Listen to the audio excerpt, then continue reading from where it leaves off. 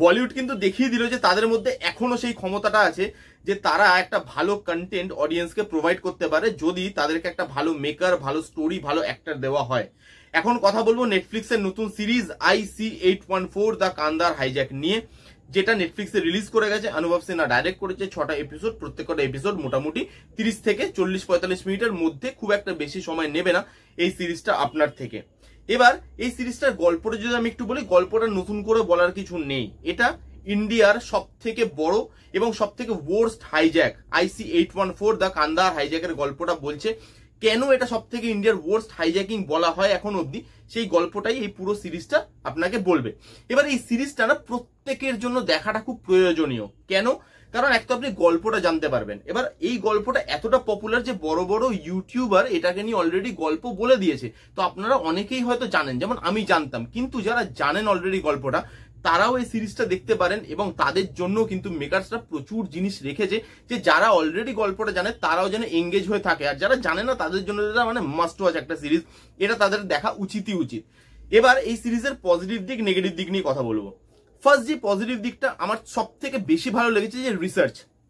এখানে যেভাবে research work করা হয়েছে সেটা ভালো। এখানে যে টেররিস্ট গুলোকে দেখানো হচ্ছে না, তাদের ব্যাক স্টোরি বলা হয়েছে, যে তারা কে, তারা কোথা থেকে বিলং করে, তারা কেনই হাইজ্যাকিংটা করছে, হাইজ্যাকিং এর পেছনে পলিটিক্যাল ইস্যুগুলো কি উঠছে, এই হাইজ্যাকের পেছনে আর কার কার মতলব আছে, ইন্ডিয়ার কি কি ফল্ট ছিল এই হাইজ্যাকিং এ, এই জিনিসগুলো যেভাবে রিসার্চের মাধ্যমে বলা হয়েছে সেটা আউটস্ট্যান্ডিং। এবং তার মধ্যে যেভাবে রিয়েল ফুটেজের ইউজ করা হয়েছে সেটাও কিন্তু দেখতে খুব ভালো লাগে। এখানে না আমরা কি দেখি যে রিয়েল ফুটেজ নয় ওয়েব সিরিজের শুরুতে আর নয় শেষে, যখন মানে ক্রেডিটস দেয়, এন্ড ক্রেডিট, তখন দেখানো হয় রিয়েল ফুটেজ গুলো, যে এই এরা ছিল, এরা বাঁচিয়েছে, এরা মারা গেছে। বাট এখানে রিয়েল ফুটেজ গুলো না স্ক্রিন প্লের মধ্যে অর্গানিক ভাবে ঢোকানো। ধরুন একটা সিন দেখাচ্ছে যেটা শুট করা, সেই সিনটা তখনকার দিনে রিয়েল ফুটেজে সেই সিনটা কিরকম ছিল, রিয়েল ফুটেজটাকেও ঢুকিয়ে দিয়েছে যাতে অডিয়েন্স রিলেট করতে পারে এবং সেটা দেখতে ভালো লাগে।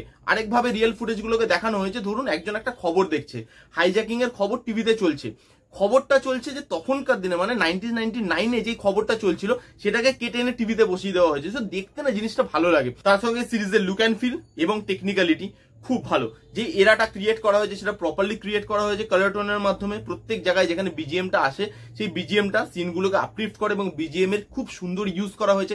কিছু ভিএফএক্স এর পোর্শন আছে যেরকম যখন প্লেন উঠছে, আকাশটাকে পুরো দেখানো হচ্ছে, প্লেনটাকে দেখানো হচ্ছে, সেই জায়গায় ভিএফএক্স এর ওয়ার্ক। একটা গলির ওপর দিয়ে যখন খুব ক্লোজলি মানুষদের মাঝখান দিয়ে প্লেনটা চলে যায়, সেইখানে যেইভাবে ভিএফএক্স এর ইউজ করা হয়েছে। তো টেকনিক্যালি এবং এর লুক অ্যান্ড ফিল যেই এরাটাকে মাথায় রেখে এরা ক্রিয়েট করেছে সেটা কিন্তু ভালো, এবং টাকা পয়সা যে খরচা করা হয়েছে সেটা বোঝা যাচ্ছে।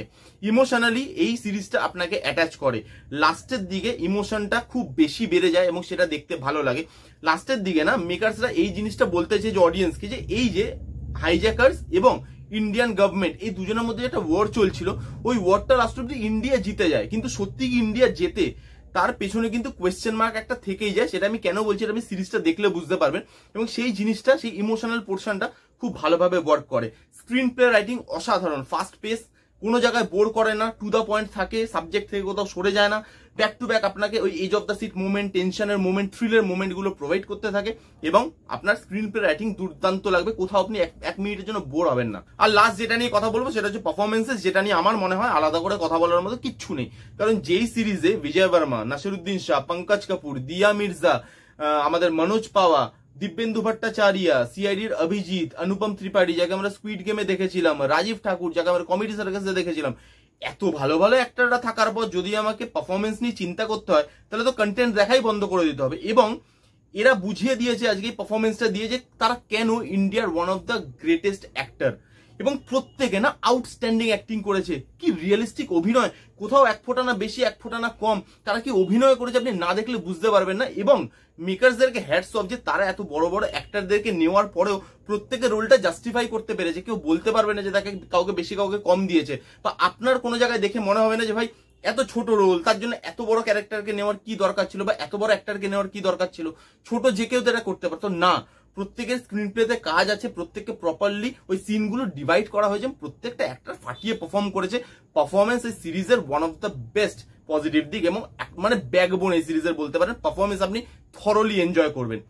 এই ছিল IC814 দ্য কান্দার হাইজ্যাকের রিভিউ। যারা যারা দেখেননি দেখে ফেলুন। এরকম শো বারবার আপনি আপনার জীবনে দেখতে পাবেন না। যারা দেখেছেন কমেন্ট করে জানান কিরকম লাগলো, এই রিভিউটা কেমন লাগলো জানাতে ভুলবেন না। ভালো লাগলে please give Thums up, like করবেন, কমেন্ট করবেন, শেয়ার করবেন, চ্যানেলটাকে মাস্ট সাবস্ক্রাইব করবেন। দেখা হচ্ছে নেক্সট কোন ভিডিওতে, ততক্ষণ bye bye, take care and be safe.